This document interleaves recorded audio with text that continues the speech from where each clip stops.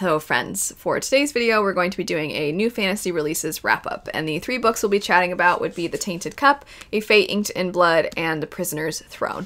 And I did do an entire dedicated video for The Tainted Cup. If you are interested in that, it is non-spoiler, so I'll have that linked, but if you did watch that and you want to skip ahead, I'm going to go ahead and start with this one. I'll of course, as always, have timestamps for each of these 3 books in case you'd like to skip ahead to any one specific one or reference back to them for whatever reason. But we are going to start with The Tainted Cup. So this is an adult fantasy murder mystery, and the way it's marketed, it says a Holmes and Watson style detective duo.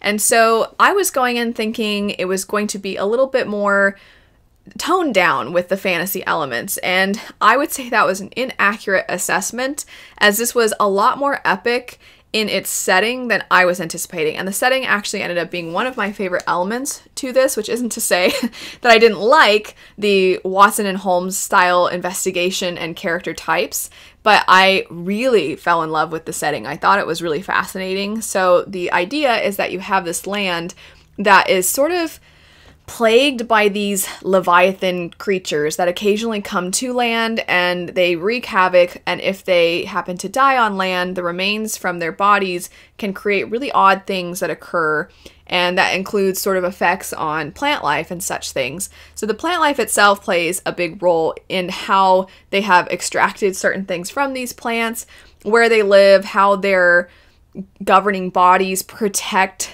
the citizens, all these things. There's details that I think make the world building feel really well fleshed out and really real. You actually feel like you're being transported to a different place than ours, a different planet than ours. And anytime a fantasy book can accomplish that, I always think it's really noteworthy, especially when it's incredibly unique, which I do think that this book accomplished.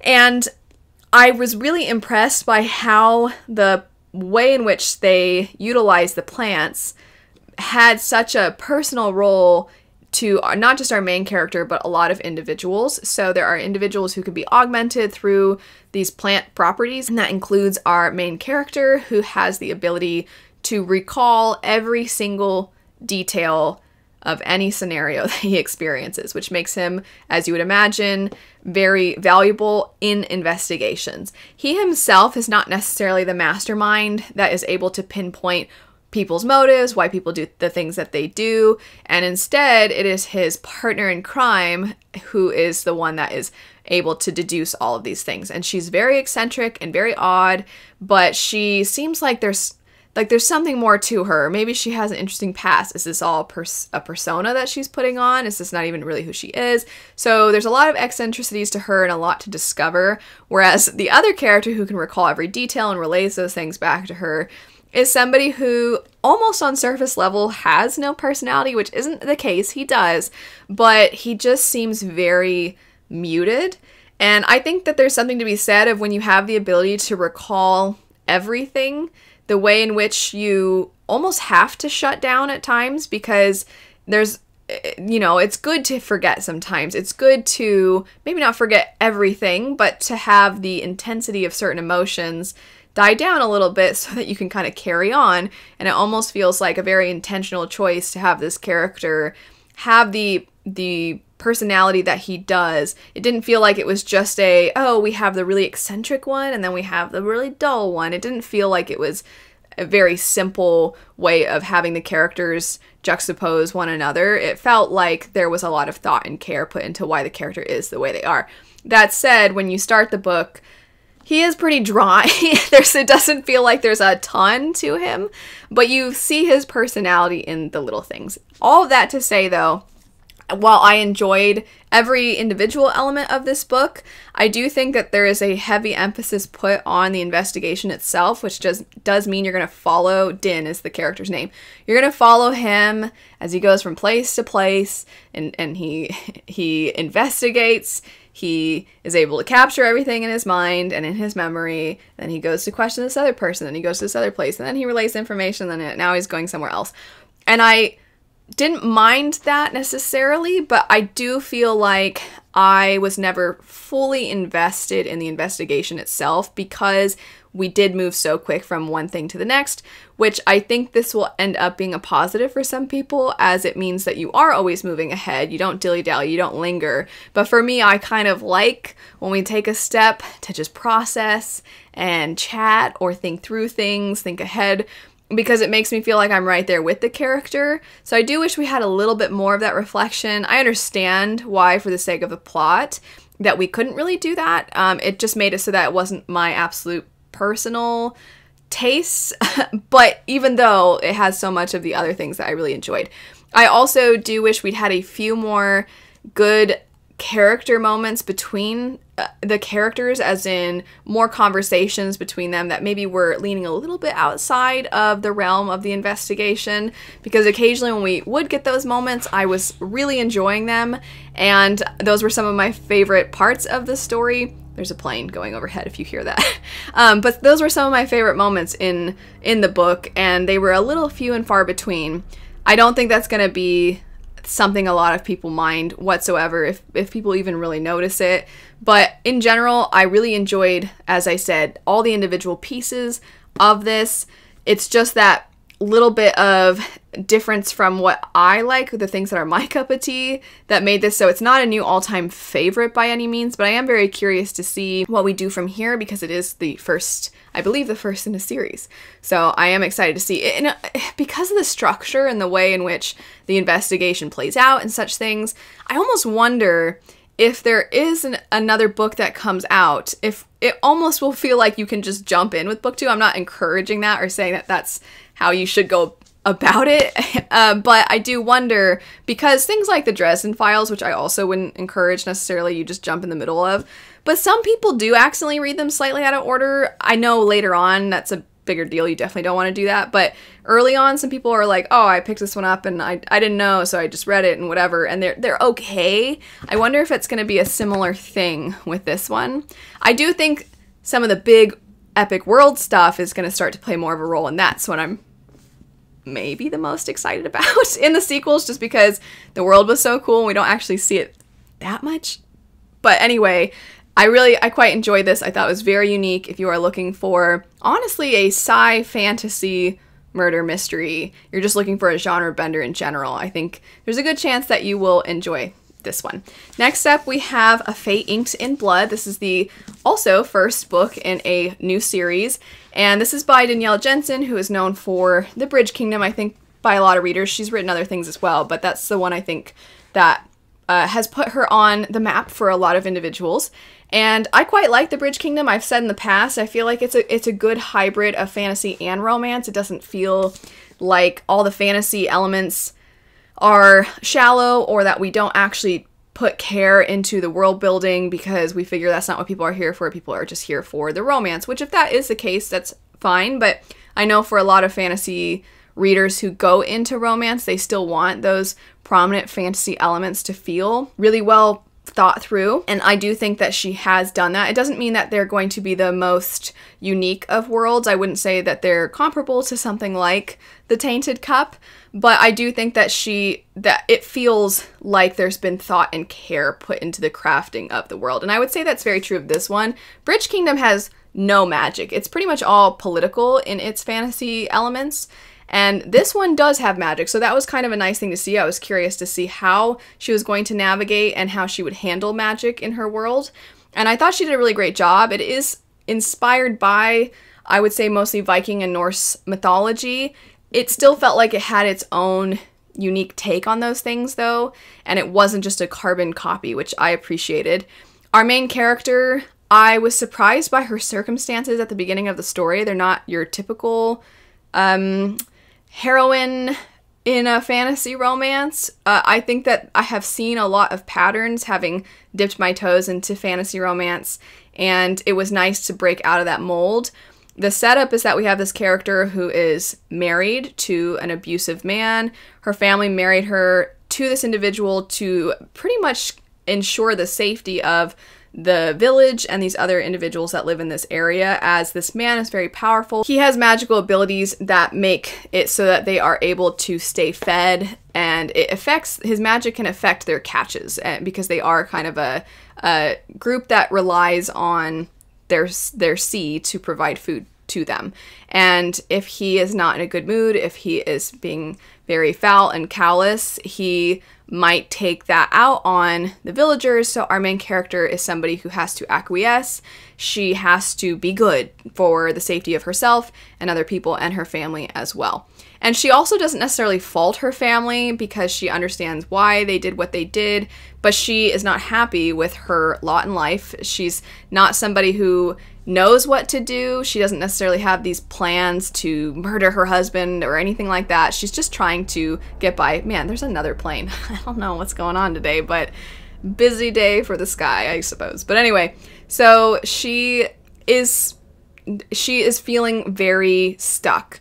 And then some people come through and her circumstances have an opportunity to shift, and that's kind of where the story takes off. And it also seems that perhaps there's more to her than meets the eye. So discovering more about the magic, I thought was really interesting, and seeing the way in which different factions are trying to play off each other, the way that she's being catapulted into the middle of all of these manipulative individuals, all these manipulative people.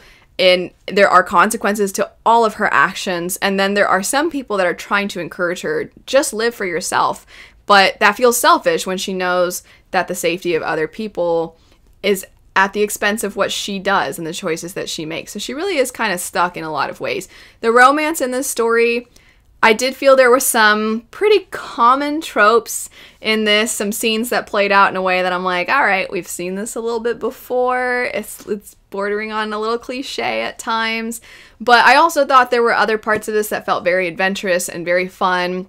There were some serious moments. There was good character growth, good character exploration as well. So in general, I quite enjoyed A Fate Inked in Blood. I might still like The Bridge Kingdom more. I'm not sure though, because it's been a little bit since I've read. The Bridge Kingdom is broken up into basically a series of duologies that are, it's kind of like what you see in a lot of romance standalones, but they're part of a series where it's like the Brown sisters, for example. Get a Life, Chloe Brown is first, and then you're introduced to one of her, well, both of her sisters, but in the next one you follow one of the sisters, and then the third one you follow the other sister. And The Bridge Kingdom, it's got a similar setup where you have two characters that are the focus for the first two books, and in the next two books, different characters are the focus. Chronologically, the events sort of take place after. There's actually some overlap. But anyway, my point just being that those are a little different, and the original two, I think, of the Bridge Kingdom series that I've read, I quite liked those two, and I don't know if A Fate Inked in Blood is going to beat those by the time I read the next one. I enjoyed it though, and I think if you are somebody who's a little on the fence about fantasy romance, you're kind of looking for one that, if you're more of a fantasy reader, I should clarify, and you're looking for fantasy romance, there's a decent chance that you'll enjoy this one because there's a good amount of fantasy elements, and I think they're well done. And if you're somebody who likes fantasy romance typically anyway, or you are somebody who likes romance and you like to dip your toes in fantasy romance, I could definitely see you quite enjoying this one. Even though I said there's some tropes that are bordering on cliche, I still think the way in which the relationship developed, there's definitely a lot of angst between the characters and a lot of tension between them. So I think that's going to be a thumbs up for a fair amount of people. And then last for today, we have The Prisoner's Throne. So this is the second book in a duology. And when I first started it, I wasn't expecting the perspective shift we get in this. So if you don't know, this is the sequel to, what is the first one called? I'm completely spacing. Stolen Heir is the first one. Apologies. So this is a sequel to The Stolen Heir. Chronologically, these two books take place after the events of the Folk of the Air trilogy. So the Folk of the Air, if you want to kind of get into this universe, I would recommend reading that trilogy first and then reading this duology. Especially, I think that's true for this second book. And that might be exciting if you are a fan of the original trilogy, but you haven't picked this duology up yet. I don't want to say too much, but I do think you're going to be very pleasantly surprised by a lot of the things that transpire within this one and the characters that we end up seeing. I quite liked it, but I do think it's still told its own story, that the characters that are the focus of these two books got to really shine, and we got to know them and everything that was transpiring between the two of them. I like this world. I know a lot of people like the Folk of the Air trilogy for the sort of dark relationship building and the kind of sinister ways of the Fae and how a human navigates that world. But for me, the world itself is what I really like. I like the descriptions. I like what Holly Black has done with Fae. I think that she has a lot of very frightening Fae, monstrous Fae. Some of them are, yes, they're very beautiful and they're so far above humans, and they have, you know, they trick humans and things like that. But there's still a really dark side to things. There's a really sinister side. There's monsters there. The plant life is dangerous. There's a court, basically, that is ruled by individuals who are very cutthroat and who are willing to kill their own children if it means getting something that they want and attaining power. And then there's the sea itself, and there's goings on there. And so there's just a lot of different groups that are vying for power, and they're all very malicious. And in this duology, what's interesting is you have two characters that it feels like are products of their society, but at the same time, maybe there's sort of a sweetness to them as well.